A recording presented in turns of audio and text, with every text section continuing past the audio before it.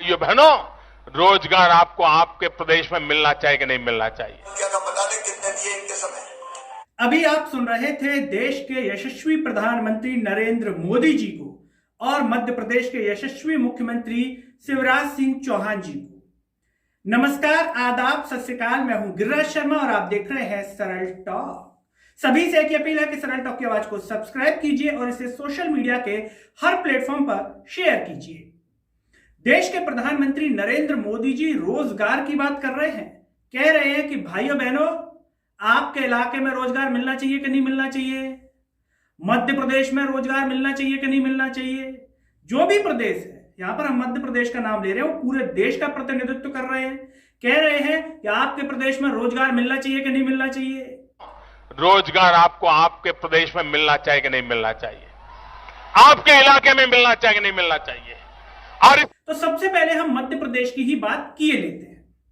मोदी जी रोजगार को लेकर के बेहद चिंतित हैं। ये वीडियो 2014 के आसपास का है, जब इलेक्शन थे, चुनाव थे, उस समय का। रोजगार को लेकर के इतनी चिंता में थे कि उनकी भावनाएं उमड़ रही थी। लेकिन अब हम इसको मध्य प्रदेश के संदर्भ में लिए लेते हैं। रोजगार को लेकर के भाजपा पार्टी कितनी चिंतित है, आप हमें कमेंट में बताइए। रोजगार को क्या अवसर यहां पर मिल रहे हैं? क्या प्रदेश के अंदर आपको रोजगार आसानी से सुलभ हो रहा है? दूर की बात तो छोड़िए, सबसे पहले हम बात कर लेते हैं उन युवाओं की जो परीक्षा पास करके बैठे हुए हैं। उनको रोजगार दे नहीं पा रही है सरकार। तो सोचिए दूसरों की फिर स्थिति क्या होगी। यह स्थिति उनकी है जो परीक्षा पास करके बैठे हैं। यानी कि नरेंद्र मोदी जी अब रोजगार पर कहीं बात करते हुए ज्यादा नजर नहीं आते। कई नौकरियों की बात की थी, नौकरियां कहां हैं पता नहीं, आसमान खा गया या जमीन निकल गई, लेकिन नौकरियां समझ में नहीं आ रही।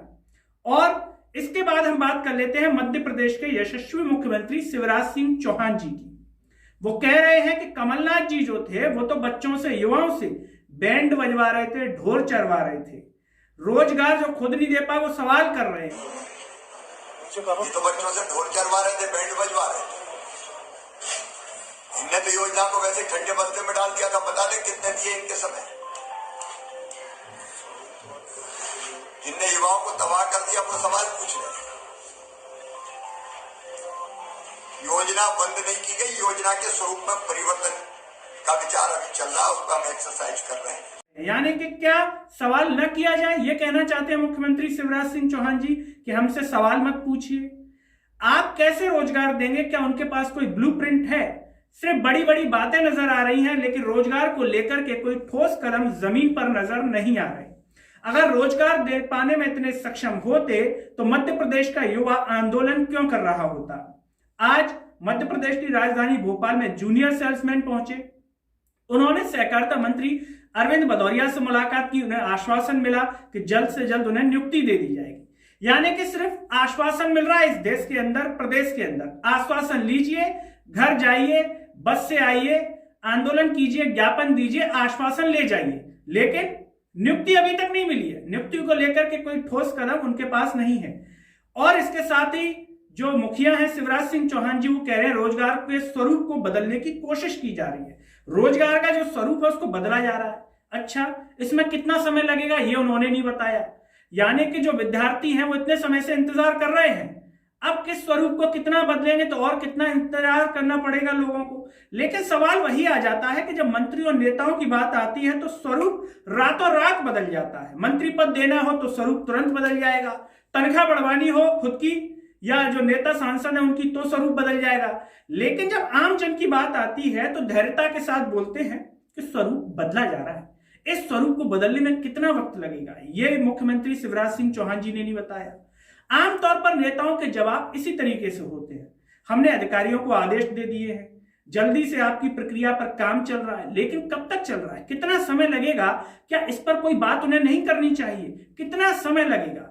एक तरफ देश के यशस्वी प्रधानमंत्री नरेंद्र मोदी जी जो भारत को विश्व गुरु बनाने की बात कर रहे हैं, तेज रफ्तार के साथ आगे बढ़ाने की बात कर रहे हैं, ऐसे में यहां पर स्वरूप पर चर्चा हो रही है। बताइए, स्वरूप ही बदले जा रहे हैं। कितने स्वरूप बदलेंगे, कितने रूप बदलेंगे? हम देश में रूप तो देख रहे हैं, कई बार हम देखते हैं मैं भी चौकीदार, मैं भी ये, मैं भी वो, लेकिन जमीन पर कुछ नहीं दिखता। आपको याद होगा जब लोकसभा चुनाव जीता गया था, मैं भी चौकीदार का जो स्लोगन था वो हटा दिया गया था। कहां गया? किसी ने सवाल किया? कहां है चौकीदार? अब आप सवाल भी नहीं कर सकते क्योंकि चौकीदार है नहीं। इसी तरीके से सवालों को गायब कर दिया जाता है। हम बात कर रहे हैं किसान आंदोलन की। यह आंदोलन सभी लोगों के लिए सीखने के लिए एक सबसे अच्छा उदाहरण है कि देश का किसान इस तरीके से अपनी मांगों को लेकर के बैठा हुआ है।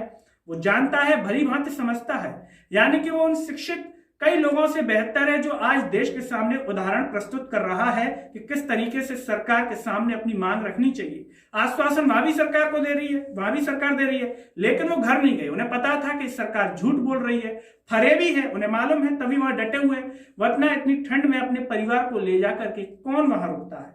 ये एक उदाहरण है देश के सामने, क्योंकि इतनी आसानी से अगर सरकारें मांगे मान लेती तो फिर बातें क्या थी। लेकिन बात वही आ जाती है, क्या ये सरकार रोजगार देना नहीं चाहती? ये सरकार सिर्फ ये चाहती है कि भाई सिर्फ रूखी सूखी रोटी खाई जाए, जैसा कि मुख्यमंत्री जो देश के प्रधानमंत्री हैं नरेंद्र मोदी जी, वो कह भी रहे थे 2014 के लगभग कि जो है मैं चाहता हूं कि देश का युवा शाम को अपने माता पिता के साथ सूखी रूखी जो भी रूखी सूखी रोटी है वो खाए।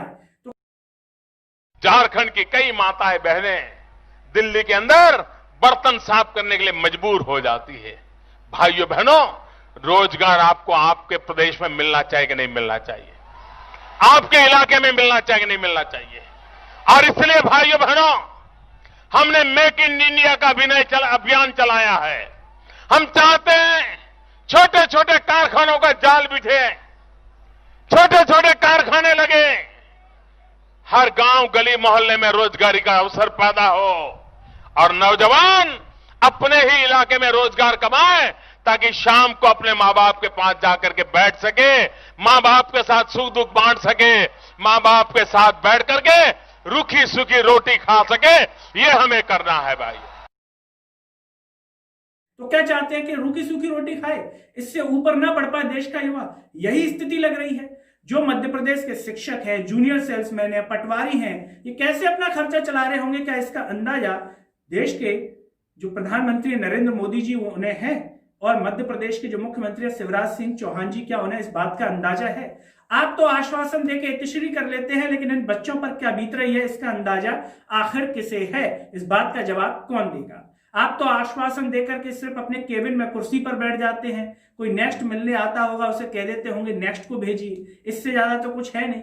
लेकिन क्या इसी तरीके से मध्य प्रदेश आगे चलता रहेगा? किसी भी प्रकार की कोई नैतिक जिम्मेदारी नहीं होगी। जिस तरीके से रवैया मध्य प्रदेश के अंदर चल रहा है उससे तो लगता है कि अब तक पहले के नेताओं से कुछ सीखा होता तो नैतिकता के आधार पर इस्तीफा दे देना चाहिए था। हम उम्मीद कर रहे थे आज के मध्य प्रदेश के मुख्यमंत्री इन बच्चों को जो जूनियर सेल्समैन गए थे उनकी बस का किराया दे देंगे, लेकिन वो नहीं दिया। जिस तरीके से उपचुनाव में कई तरीके की चीजें दी जाती हैं, भेंट की जाती है, हम टीवी पर देखते हैं। कितना अच्छा होता कि इस समय वो उनको किराया दे देते तो कम से कम बच्चों को थोड़ा लाभ होता, उनकी जेब पर बोझ नहीं पड़ता। एक तो नौकरी नहीं, उनकी तनख्वाह कोई विद्यार्थी में बता रहा था कि 8,000 रुपए सैलरी है। सोचिए सरकार की यह स्थिति है कि 8,000 रुपए सैलरी वालों को भी आप नौकरी नहीं दे पा रहे हैं, तो जिनकी ज्यादा तनख्वाह होगी उनके क्या हालात आप पर हो रहे होंगे वो तो हम समझ सकते हैं। लेकिन सरकार इसे समझकर भी नजरअंदाज क्यों कर रही है, यह सबसे बड़ा सवाल है। क्या मध्य प्रदेश के मुख्यमंत्री शिवराज सिंह चौहान जी कोई ऐसा संकल्प लेते कि जब तक प्रदेश के युवाओं को तनख्वाह नहीं मिलेगी मैं भी तनख्वाह नहीं लूंगा, मैं भी अपनी तनख्वाह का त्याग कर दूंगा। सहकारिता मंत्री अरविंद भदौरिया कहते कि जब तक जूनियर सेल्समैन को तनख्वाह नहीं मिलेगी मैं नहीं लूंगा। इस तरीके का क्या आश्वासन उनको करके दिखाना चाहिए थी ये चीज। स्कूल शिक्षा मंत्री इंदर सिंह परमार वो कह देते कि मैं तब तक तनख्वाह नहीं लूंगा जब तक कि प्रदेश के शिक्षक तनख्वाह नहीं लेंगे। क्या इस तरीके से उन्होंने कहा? नहीं कहा। उनके जो विचार हैं या उनकी जो सोच है क्या उसमें कोई खोट है? यह हम इसलिए कह रहे हैं कि जब शिक्षक मिलने गए तो क्यों उन्हें लिखित आश्वासन नहीं दिया? अगर आपको भरोसा है, यकीन है, लिखित में दे दीजिए, क्या दिक्कत है? लिखित में क्यों नहीं दे पा रहे? क्या लिखित में कोई समस्या थी? तो ये इस बातों के सवाल जो है उन्हें जरूर देने चाहिए, क्योंकि प्रदेश की जनता ने उन्हें जिताया है, उनकी तरफ आशा भरी निगाहों से देख रही है, लेकिन उनकी आशा भरी निगाहों को सरकार कहीं ना कहीं चोट पहुंचा रही है। जाने अनजाने उन्हें चोट पहुंचा रही है। ये बच्चे किसी न किसी के होंगे, उनके माता पिता के हृदय को चोट पहुंच रही होगी, उनके परिवार के सदस्यों को चोट पहुंच रही होगी। क्या इस चोट का दर्द मध्य प्रदेश के मुखिया महसूस कर पा रहे हैं? इस बात को उन्हें बताना चाहिए। सरल टॉक सिर्फ यही निवेदन करेगा कि जल्द से जल्द नियुक्ति दी जाए, इनकी भर्तियां निकाली जाए और इस प्रक्रिया को सुचारू रूप से चलाया जाए। इस प्रदेश को बेरोजगारी नाम की बीमारी से मुक्त कराया जाए।